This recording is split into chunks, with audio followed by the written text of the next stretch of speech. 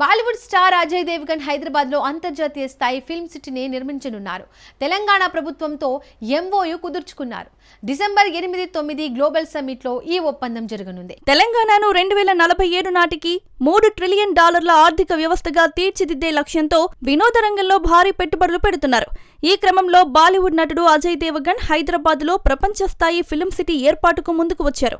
December 8-9 తేదీల్లో జరిగే Telangana rising global summit లో రాష్ట్ర ప్రభుత్వంతో ఎంఓయు సంతకం చేస్తారట.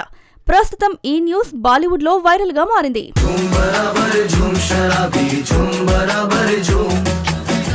కోనసీమ దిష్టిబొమ్మ వ్యాఖ్యలపై తెలంగాణ మంత్రి కోమటిరెడ్డి వెంకటరెడ్డి ఆగ్రహం వ్యక్తం చేశారు. పవన్ కళ్యాణ్ బేషరతుగా క్షమాపణ చెప్పాలని డిమాండ్ చేశారు. లేకపోతే తెలంగాణలో ఆయన సినిమాలు ఆడబోవని హెచ్చరించారు. ఈ విషయం గురించి పూర్తి వివరాలేంటో చూద్దాం.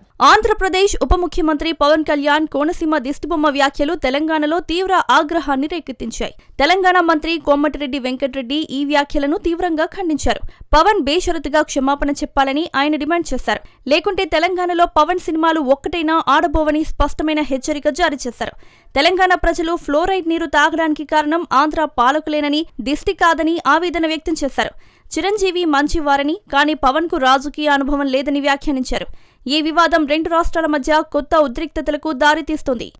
కానీ ఈ విధంగా మాట్లాడి దాదాపు 13 సంవత్సరాలు అయిపోయింది. తెలంగాణ 13 సంవత్సరంలో పడుతున్నది. ఈ సమయంలో మా తెలంగాణను అవమానపరచొద్దని పవన్ కళ్యాణ్ గారు బేషరతుగా క్షమాపణ చెప్పితేనే తెలంగాణ ప్రజలు క్షమిస్తారు.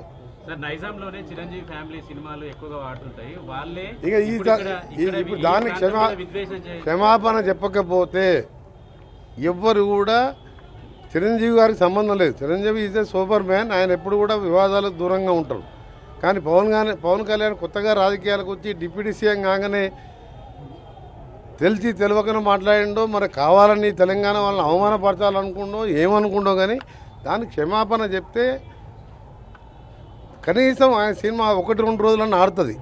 చెప్పకపోతే ఎక్కడ కూడా తెలంగాణ థియేటర్లలో సినిమాలు రిలీజ్ కావు.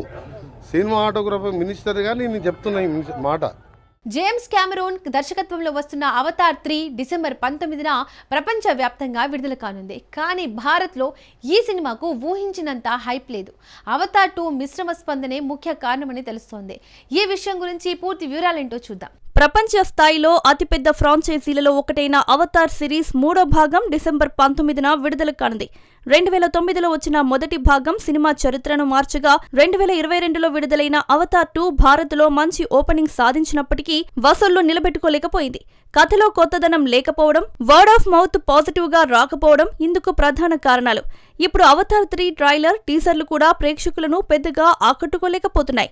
అవతార్ 2 ఎక్స్టెండెడ్ వర్షన్ లా ఉందనే అభిప్రాయం వ్యక్తమవుతుంది. కొత్త తెగలు, భిన్నమైన విజువల్స్, బలమైన భావోద్వేగాలు ఉంటేనే ఈసారి భారీ విజయం సాధ్యమని నిపుణులు అభిప్రాయపడుతున్నారు.